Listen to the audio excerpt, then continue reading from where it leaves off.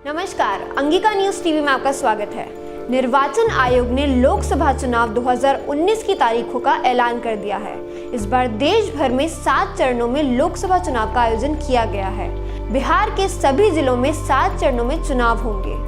मुख्य चुनाव आयुक्त सुनील अरोड़ा ने प्रेस कॉन्फ्रेंस में बताया कि इस बार लोगों को ईवीएम मशीन में उम्मीदवार की तस्वीर भी दिखाई जाएगी। आइए जानते हैं कि बिहार में जिलावार मतदान की तारीख क्या है।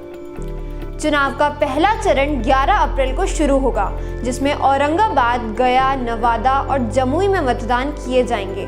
चुनाव का दूसरा चरण 18 अप्रैल को होगा, जिसमें किशनगंज, कटिहार, पूर्णिया समेत भागलपुर और बांका में मतदान किए जाएंगे। चुनाव के तीसरे चरण की तारीख 23 अप्रैल को तय की गई है, जिसमें झंझारपुर, सुपौल, अररिया, मधेपुरा और खगड़िया में वोटिंग की जाएगी। 29 अप्रैल को चौथे और 6 मई को 5वें चरण में मतदान किए जाएंगे, जिसमें चौथे चरण में दरभंगा, उजियारपुर, समस्तीपुर, बेगूसराय, मुंगेर और 5वें चरण में सीतामढ़ी, मधुबनी, मुजफ्फरपुर समेत सरण और हाजीपुर शामिल होंगे। 12 मई को छठे चरण में वाल्मीकि नगर, पूर्वी और पश्चिमी चंपारण, शिवहर, वैशाली, गोपालगंज, महाराजगंज और सिवान में और 19 मई को 7वें चरण में नालंदा, पटना साहिब, पाटलिपुत्र, आरा, काराकाट, जहानाबाद, बक्सर, सासाराम में लोकसभा चुनाव होंगे।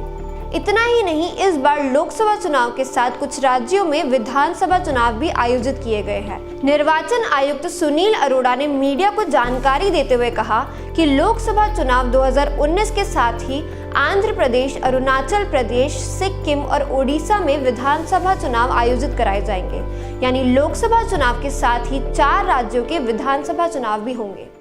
अंगिका न्यूज टीवी को फेसबुक पर लाइक और यूट्यूब पर फॉलो जरूर करें और हमारी ये वीडियो पसंद आने पर इसे शेयर भी करें।